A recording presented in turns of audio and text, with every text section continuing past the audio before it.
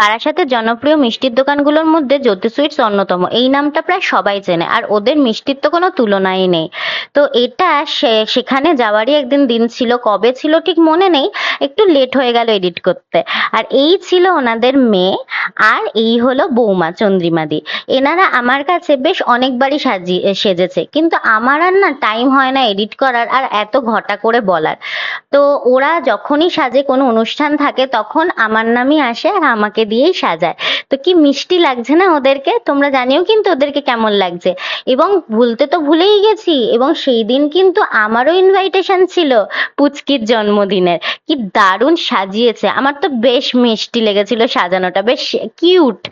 আর এই হলো তাদের ছেলে, যার জন্মদিন, যে আমাদের বার্থডে বয়। সে তো কি করে বেড়াচ্ছে, তার তো কিছু নেই, সবাই আর কি চলে এসেছে আর সে নিজের মতো খেলে যাচ্ছে।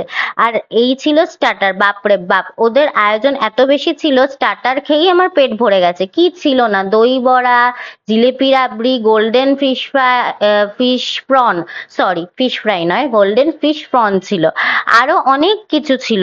আমার ঠিক মনে নেই এখন, বেশ অনেক দিন হয়ে গেছে, বাট যতটা পেরেছি আমি দেখানোর চেষ্টা করেছি, তোমাদের সঙ্গে শেয়ার করার চেষ্টা করেছি। তো আমার তো ভীষণ ভাল লেগেছিল, আর কিন্তু এত খাওয়ার আমার জায়গা ছিল না। আর সব থেকে ভালো লেগেছিল ওদের হচ্ছে হলো যে ফ্রুট জুস যেটা হয়, সেটা একদম মানে ফল থেকে তখনই তৈরি করে দেওয়া হচ্ছিল। তো এই সব খাওয়া দাওয়া, কেক কাটিং সব হয়ে গেল।